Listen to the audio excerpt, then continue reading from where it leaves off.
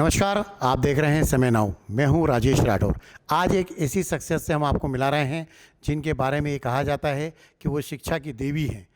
जिस कॉलेज में वो प्रिंसिपल हैं, वो प्रिंसिपल ही नहीं हैं, एक मार्गदर्शक भी हैं और एक बहुत अच्छी पेरेंट्स भी हैं। तो उनसे आज हम आपको मिलवाते हैं टेली कॉलेज की प्रिंसिपल गुरमीत बिंद्रा जी से, जो ये बताएंगी कि किस तरह से वो बच्चों के साथ इंटरसेक्शन करती हैं और उसके साथ साथ वो किस तरह से स्कूल में बाकी एक्टिविटी कर रही हैं। नमस्कार। हाँ जी राजेश जी। आप बताइए कि इस समय जो प्रोग्राम आपके चल रहे हैं स्कूल के, उसके बारे में थोड़ा सा डिटेल से जानकारी दीजिए। अभी तो राजेश जी माहौल सारा पढ़ाई का है। जैसे जैसे साल आगे बढ़ता है हमारी एक्टिविटीज़, स्पोर्ट्स, कल्चरल सब कुछ बहुत बढ़ता है।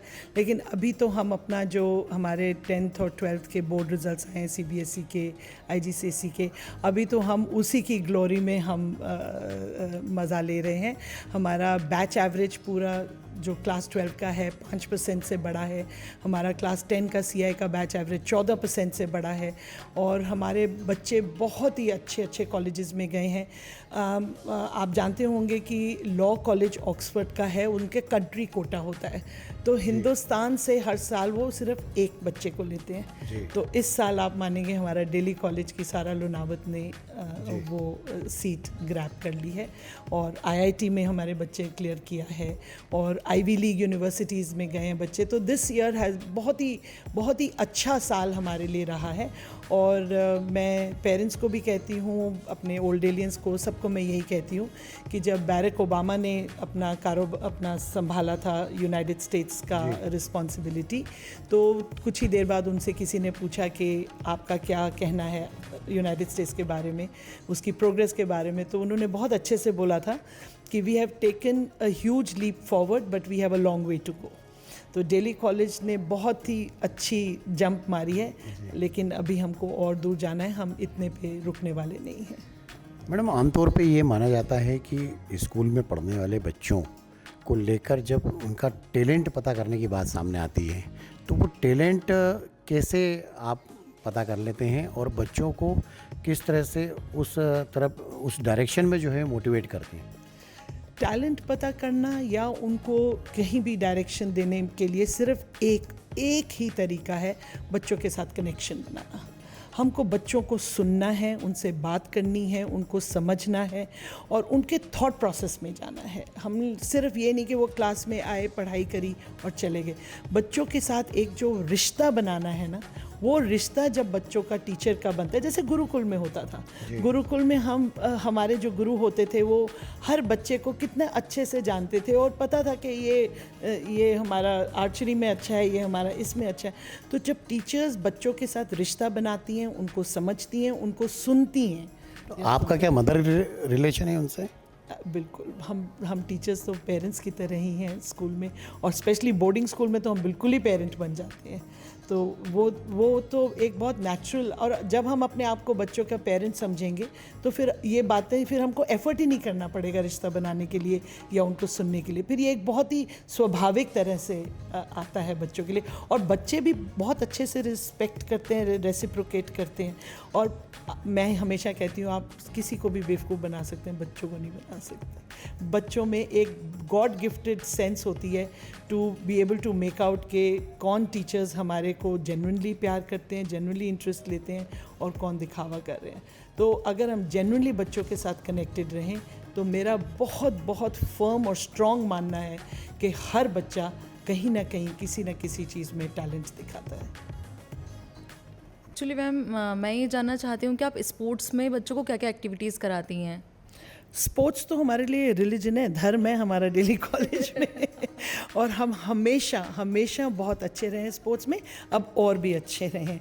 पिछले 3 साल में तो हर साल में हम अपने ही रिकॉर्ड तोड़ते गए हैं। 2022 में हमने अपने 4 रिकॉर्ड तोड़े, पिछले साल हमने अपने 10 रिकॉर्ड तोड़े, इस साल हमने अपने 14 रिकॉर्ड तोड़े हैं। अपने ही इंटरनल। नेशनल लेवल पे तो हमने करा ही है बहुत अच्छा। तो स्पोर्ट्स में हमारे बहुत सारे कोचेस हैं, हम बाहर से भी, अब्रॉड से भी कोचेस मंगवाते हैं। पिछली बारी हमारे पास यूएसए से बास्केटबॉल के कोच आए, स्पेन से फुटबॉल के कोच आए।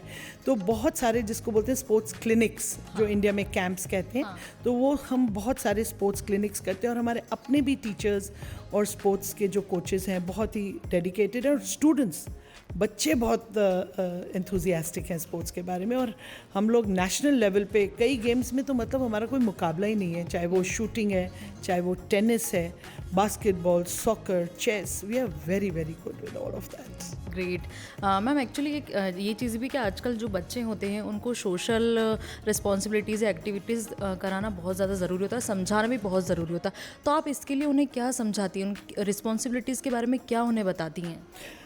देखिए, हमारी असेंबलीज़ बहुत पावरफुल होती हैं, बहुत स्ट्रॉन्ग होती हैं। तो थ्रू असेंबलीज़ हम उनको उनकी रिस्पॉन्सिबिलिटीज़ के बारे में बताते हैं, जो उनकी अपनी रिस्पॉन्सिबिलिटीज़ हैं। जो सोशल रिस्पॉन्सिबिलिटीज़ हैं उसके लिए हमारा आउटरीच प्रोग्राम बहुत अच्छा है। तो हमारा जो एक सोशल आउटरीच प्रोग्राम है, जिसमें कि हम लेस प्रिविलेज्ड के लिए रीच आउट करते हैं, बहुत बहुत हमारा स्ट्रॉन्ग है।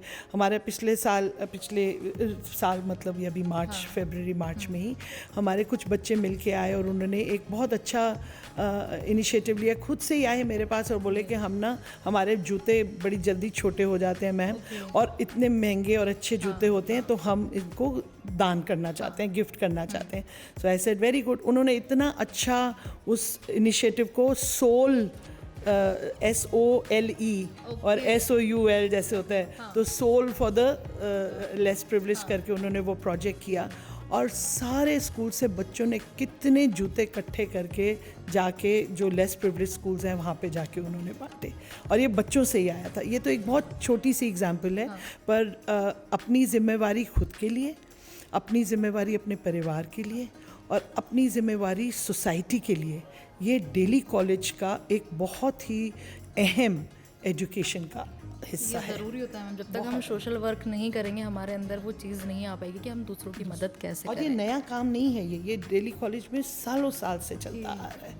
ये एक डेली कॉलेज का कल्चर है, ये कंसर्न फॉर क्योंकि एजुकेशन के साथ साथ ये भी बहुत ज़्यादा ज़रूरी होता है। सिर्फ एजुकेशन ही चीज़ नहीं होती कि आप सिर्फ वही हम तो मानते हैं ये एजुकेशन का हिस्सा ही है। हिस्सा ही है। आप दिल्ली से हैं, और दिल्ली और इंदौर में आप यदि कंपैरिजन करेंगे तो हमारा इंदौर स्वच्छ तो है ही, लेकिन बाकी और आपको यहाँ का क्या अच्छा लगता है, और आप किस तरह से, मैक्सिमम बच्चे इंदौर के ही हैं, तो किस तरह से देखते हैं इंदौर को और दिल्ली को? आपने बहुत राजेश जी कठिन सवाल पूछा है, क्योंकि मैं दिल्ली की हूँ लेकिन एक बहुत फेयरनेस से और बैलेंस तरीके से अगर मैं बोलूँ तो इंदौर के लोग बहुत वार्म हैं, बहुत अच्छे, बहुत वार्म लोग हैं। दिल्ली थोड़ा सा मेट्रो है, थोड़ा सा इम्पर्सनल है। इंदौर के लोग बहुत वार्म हैं। और मेरे पास सिर्फ इंदौर के नहीं राजेश जी, मेरे पास तो बॉर्डर्स भी हैं। तो पूरे हिंदुस्तान से मेरे पास, बाहर से दोहा, कटार, दुबई, सब जगह से बॉर्डर्स भी हैं मेरे पास।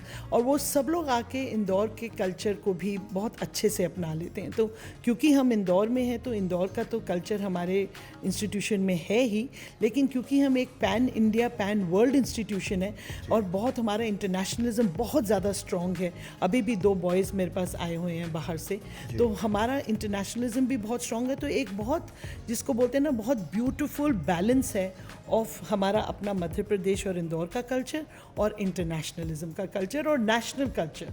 क्योंकि झारखंड से भी बच्चे हैं हमारे, साउथ से बच्चे हैं, गोवा से बच्चे हैं, कलकत्ता से हैं, सब जगह से हमारे पास बच्चे हैं, बोर्डिंग में भी और डे स्कूल में भी। अभी आपने देखा कि किस तरह से मैडम ने बताया कि बच्चों के साथ वो किस तरह से बात करती हैं, और दिल्ली कॉलेज की जो एक्टिविटीज़ हैं वो क्या क्या चल रही हैं। आप लगातार अपडेट रहने के लिए देखते रहिए समय नाउ। धन्यवाद। प्योर श्योर दूध और घी, माँ के प्यार सा, मिलावट से दूर, भरोसे से भरपूर, प्योर भी श्योर भी।